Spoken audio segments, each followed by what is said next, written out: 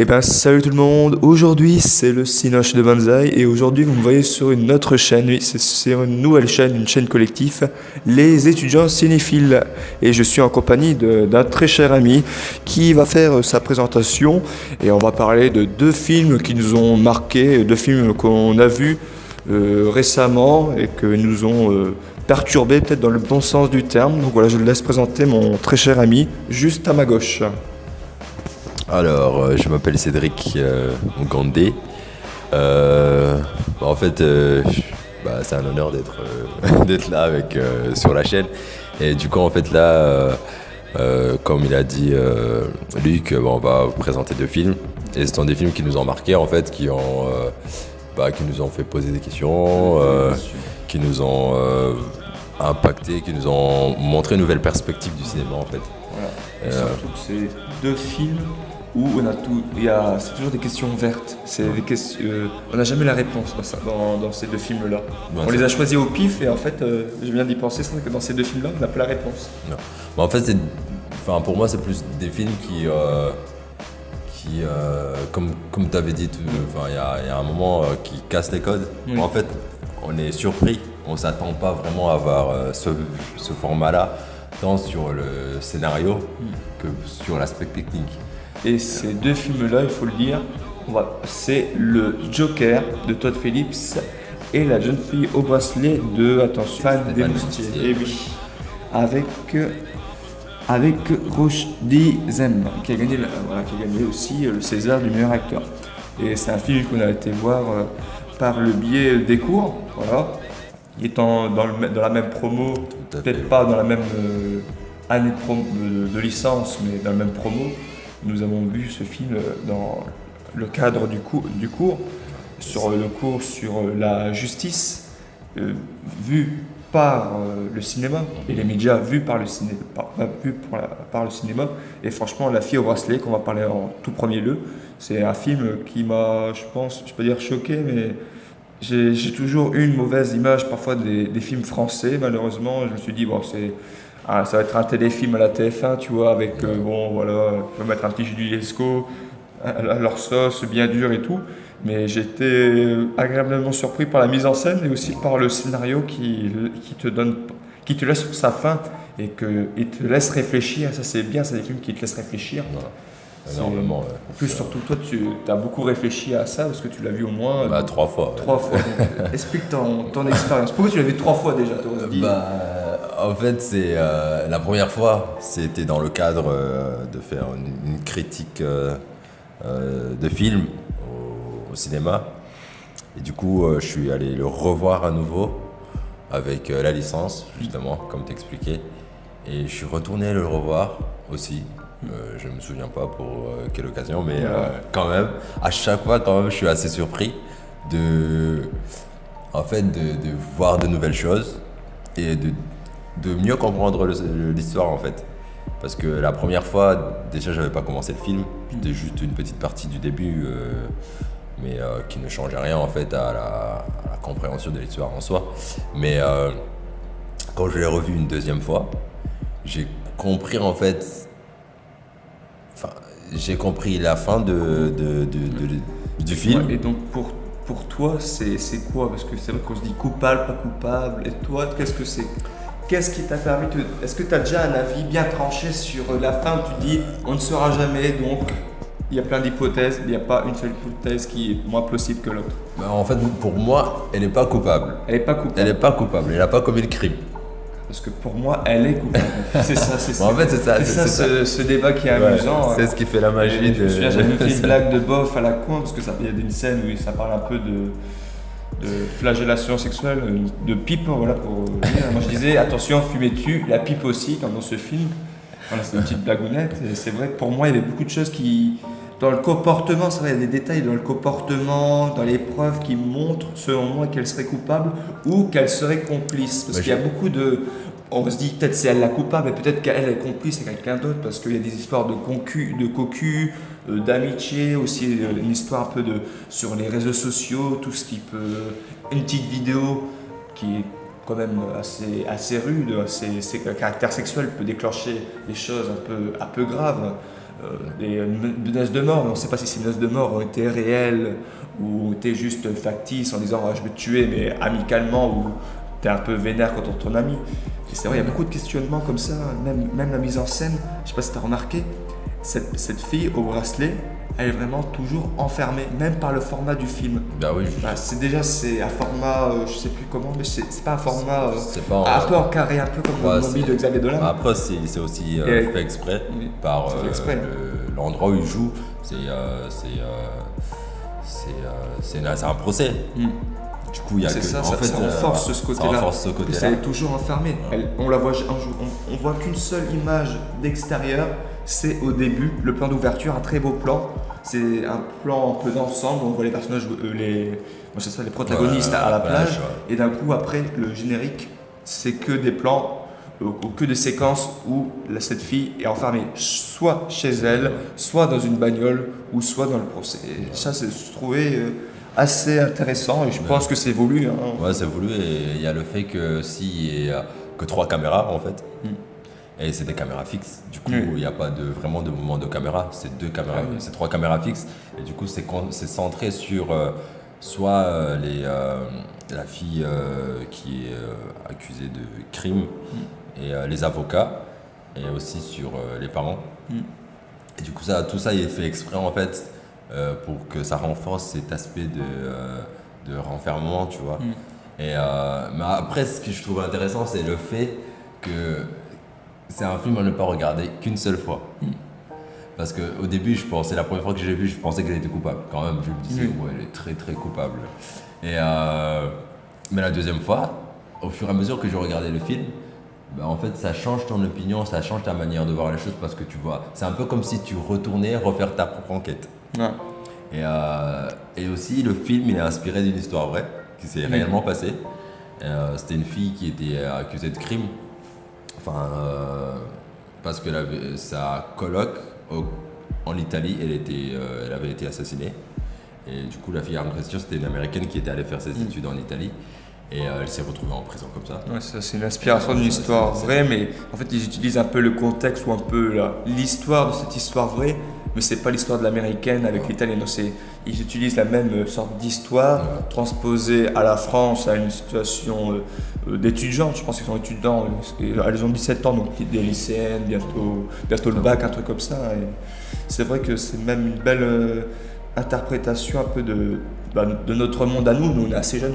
Moi, j'ai 18 ans, toi, t'es peut-être un peu plus âgé, une vingtaine d'années, un truc comme ça, mais voilà, c'est notre génération, c'est la génération, bon, on va plus dire peut-être Z, peut-être les millennials, parce que la génération Z, c'est les gars qui ont 5 ans, qui jouent encore, qui postent déjà sur Facebook, voilà, alors que nous, à 5 ans, on jouait encore à la marelle.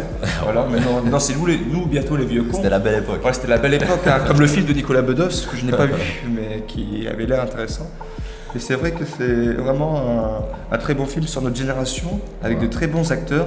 Voilà, deux lauréats de la César cette année, et pas pour ce film, pour d'autres films. Et surtout, mais quand même, il y avait une belle interprétation, mise en scène, scénario, tout était là. Et surtout, ce qu'on adore au cinéma, c'est comme un peu dans d'autres films comme Inception, c'est une fin ouverte. On se demande comment ça se finit. Et en faisant une transition avec les fins ouvertes ou plutôt un film là très ouvert, c'est le Joker où on a beaucoup de questionnements.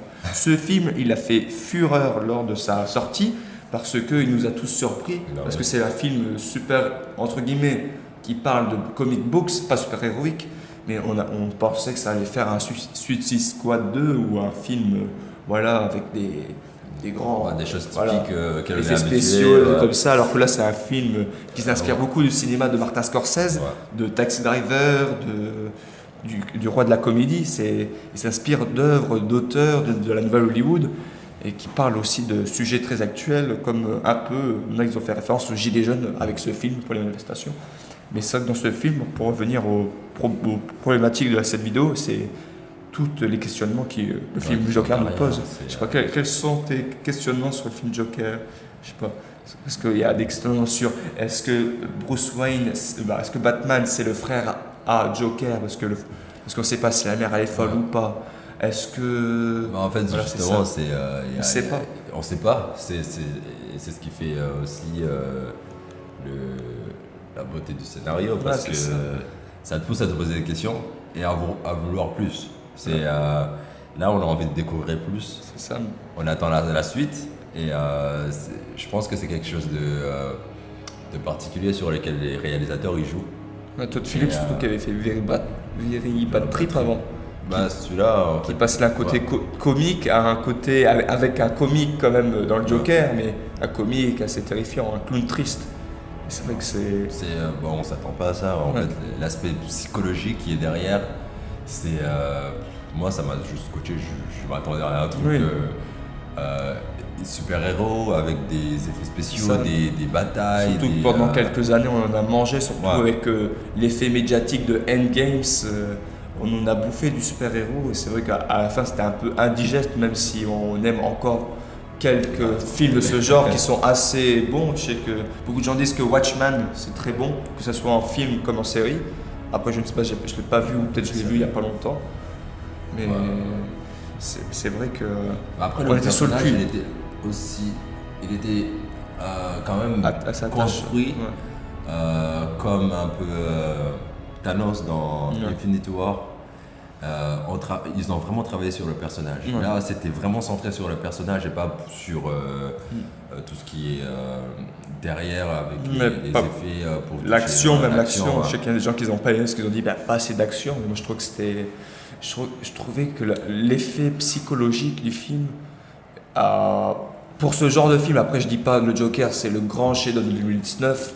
Non, de loin, mais c'est l'un des meilleurs films selon moi. Après, ça dépend des goûts. On est encore néophyte, on n'est pas encore, on est cinéphile, mais on n'a pas encore vu une tonne de films, des milliards de films.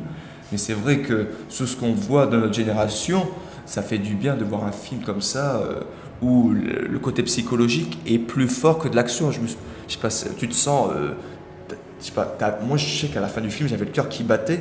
Pour l'effet psychologique et tout, j'avais le stress et tout, comparé à d'autres films de super-héros où tu regardes juste l'action, mais voilà, tu manges un popcorn, c'est bon. Ben, ça, vraiment, c'est un film à regarder. Enfin, moi, je le regardais solo, tout seul. Enfin, et je pense que c'est différent que si tu le regardes au cinéma. Mais aussi le fait qu'il n'y ait pas beaucoup d'action. C'est assez perturbant aussi pour quelqu'un qui est habitué qui a des attentes blockbuster, surtout qu'il y avait beaucoup de promos aussi pour ce film. Mais quand même, à la fin du film, on est assez surpris, on aime bien. Et moi, franchement, c'est surtout la fin qui m'a marqué avec la révolte. Et tu vois le Joker qui danse sur la voiture, sur le capot. Mais même la réalisation, je la trouve assez bonne, même les plans comme ça. Après, je ne l'ai pas regardé sous l'œil où en fait, moi j'aime beaucoup faire un deuxième visionnage d'un film. Là, ce que je fais en ce moment, c'est ce que j'ai fait avec tous les affranchis, Casino et tout, c'est que je prends un petit carnet et je note ce plan-là, ça fait référence à ça, c'est en contre-plongée, donc ça montre la supériorité de machin. Alors lui, il est en train de manger ça, donc est-ce que ça veut dire ça? Est-ce que le plan champ contre champ veut dire quelque chose? Parce que quand tu regardes pour la première fois un film, c'est vrai que tu es émergé par le film, et surtout ce film-là, tu es émergé par le film, donc tu n'as pas le temps en même temps de regarder la mise en scène, de regarder les petits détails. Et c'est un film à revoir que je n'ai pas vu encore. Et c'est vrai que quand tu le regardes la deuxième fois, tu analyses plus, tu prends des notes, et peut-être là, ça sera intéressant. Donc je peux pas dire encore que c'est un chef-d'œuvre absolu, parce qu'il faut que je regarde quand même la mise en scène pour qu'elle soit assez intéressante. Mais c'est vrai que même la colorimétrie assez verdâtre, noir dégueulasse, même le Gotham dégueulasse avec des poubelles dehors, comme ça. C'est bien, mais surtout un truc qu'il faut dire, c'est les acteurs. On a Robert De Niro aussi, le grand Robert De Niro, et aussi le grand Joaquin Phoenix. Pour moi, c'est mes deux acteurs préférés de tous les temps. Et franchement, Joaquin Phoenix, il est épatant dans le film. C'est peut-être pas son meilleur rôle. Je sais pas si tu as vu d'autres films avec Joaquin Phoenix. Il a joué dans Gladiator, Walk the Line, La nuit nous appartient. Avec son jeu dans Gladiator, quand même, c'était. J'ai pas vu Gladiator. Tu l'as pas vu? Non, je l'ai pas vu. Il est excellent. Mais j'ai vu d'autres films. J'ai vu Heure. Ah oui. Heure. Celui-là, je l'ai pas encore vu. T'as pas encore vu, mais il est très très bon. C'est Joaquin Phoenix avec des facettes de sa personnalité, des facettes de jeu très diverses et variées. Il peut jouer quelqu'un de très doux comme quelqu'un de très très dur. Et c'est ça que je trouve très important chez Joaquin Phoenix. Après aussi, il a vraiment un jeu particulier. Qui est même dans Gladiator, tu vas le voir. Enfin, c'est vraiment, il joue, je crois, l'empereur. L'empereur. mais il y a toujours cet aspect psychologique et il joue des rôles très sombres. Oui. Parce qu'il sait y faire. Parce que Oui, c'est vraiment, ça. Après, il peut jouer des rôles très doux aussi, comme de True Lovers de James Gray et Her, qui sont des rôles peut-être, je peux dire sombres, mais c'est un peu l'homme gentil, triste, et un peu avec c'est plein de peps. mélancolique. Mélancolique. Ouais. Mais franchement, c'est vrai que Joaquin Phoenix, c'est un très bon acteur. Et là, comme Heath Ledger et Jack Nicholson, ils ont su rendre un rôle de comic book, d'un personnage de comic book, assez sérieux et assez, je sais pas, plébiscité par la critique et par le public. Et ça, c'est parfois rare, parce qu'on ne va pas plébisciter, par exemple, Robert Downey Jr. pour son interprétation d'Iron Man. Bon, c'est vrai que c'est sympa, mais c'est vrai que ça vaut pas une interprétation à la DiCaprio ou je sais pas moi, la Marlon Brando, un truc comme ça. Que là, Joaquin Phoenix, c'est vrai que c'est une très bonne interprétation et ça a renforcé aussi le côté psychologique du film. Ouais, c'est vrai. Ben, justement, c'est ce qui fait la richesse en fait du cinéma de cette fin d'année 2019 à 2020. Ouais. C'est juste un cinéma qui ouvre les perspectives. Ouais, c'est ça. Et aussi, c'est assez, on va dire, assez engagé, même si le Joker, je trouve que parfois il y a des problèmes de nuance sur kill the rich, kill the rich. C'est un peu peut-être trop, c'est peut-être pas assez. Après, c'est peut-être le but du film. Voilà, après, tout dépend du point de vue, comme on regarde l'œuvre. Mais c'est vrai que c'est des films assez engagés ou qui essaient de montrer des faits de société, comme La fille au bracelet. Le fait de société, c'est tous les problèmes qui est liés aux réseaux sociaux, tout comme ça. Après, la confiance avec les parents qui diminue, le mensonge. Après, le Joker, c'est la même chose. Relations, parents, enfants, secrets entre eux. Et après, problèmes de société. Voilà. Le Joker, ça se passe dans les années 70, que là, ça se tombe, ça. Dans les années 2020, 2010. Et c'est vrai que c'est bien. Ce que j'adore dans le cinéma, c'est qu'on peut faire des parallèles à des films. Franchement, tu m'aurais dit faire un parallèle avec La fille au bracelet et le Joker, j'aurais dit tu te fous de ma gueule. Pardon pour les mots. Mais voilà, c'est vrai, tu te dis, je vois pas trop le lien. Mais c'est vrai que c'est assez intéressant de faire des parallèles comme ça. Ouais, mais oui, justement, le cinéma, il s'inspire de lui-même. Ouais, c'est ça. Il s'inspire de lui-même et du coup, tout est interconnecté. Rien ne se perd, rien ne se crée, tout se transforme, comme dirait un certain, je ne sais plus qui, mais je sais que quelqu'un l'a dit. Vous ne le direz. Voilà, la source, c'est je ne sais plus, mais je te jure, c'est vrai. Voilà. Donc, je pense que c'est bon. On a déjà fait un bon petit 18 minutes comme de vidéo. Bon, c'était la première vidéo. Je sais pas si ça sera la toute première vidéo qu'on mettra sur cette chaîne. Peut-être pas, parce que peut-être qu'on aura mis une intro avant ou un truc comme ça. Après, il y aura, je pense, de plus en plus de vidéos comme ça, avec, que ce soit avec Cédric ou avec d'autres étudiants, d'autres connaissances. Notre but, c'est peut-être qu'on ne sera pas tous là, peut-être qu'il y a même des vidéos où je ne serai même pas là, mais les gens, ils publient, ils font des vidéos, ils mettent ensemble. Après, il y aura des vidéos où on sera peut-être plus rassemblés. Là, on était qu'à deux, mais c'est déjà bien d'avoir deux avis. C'est déjà mieux que de parler tout seul devant sa caméra. Et ça fait plaisir de parler de passion à des gens qui ont la même passion, mais avec un autre prisme de vue assez différent. Chacun a un profil de cinéphile assez différent, et c'est ça qui est beau, c'est que comparé à des écoles de cinéma, parfois les écoles de cinéma, tu as un peu des sortes un peu des sortes même de clans. Toi, t'aimes bien Tarantino, toi, t'aimes bien ça, toi, t'aimes bien ça. Que là, non. Comme nous, notre promo, c'est assez large, ça parle de la culture et tout. Et on n'a qu'une proportion de cinéphiles, et si on devrait commencer à faire des clans, on serait un peu dans la merde. Donc franchement, ça a été un plaisir de te parler avec toi, et là c'était tes débuts sur YouTube, je pense. C'était tes débuts.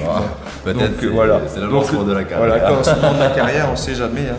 Voilà, donc j'espère que vous avez bien aimé, donc n'hésitez pas à dire ce que vous avez pensé de ces deux films-là, si vous êtes d'accord avec nous, et aussi de peut-être dire... par exemple des films comme ça, avec des films où on a toujours des questions un peu ouvertes sur le film et qui vous a marqué. Ça peut être bien de discuter en commentaire sur ça, sur des films qui vous marquent, toujours avec les fins ouvertes. Moi je pense aussi à des films avec DiCaprio comme Shutter Island, où tu sais pas si à la fin s'il est vraiment fou ou si les gens le font passer pour fou, ou Inception, est-ce que c'est le rêve ou la réalité. Voilà, toujours des films comme ça. Donc n'hésitez pas à parler de ça ou dire de quel film vous a le plus choqué comme ça avec ces questions ouvertes. Donc voilà, donc je vous laisse, on vous laisse plutôt, j'ai pas l'habitude de dire on. Et on se dit à la prochaine. Ciao. Et n'oubliez pas que le cinéma, ce n'est pas que du cinéma, c'est aussi la vida. Et voilà. La vie en espagnol, si vous n'avez pas compris. Allez, ciao.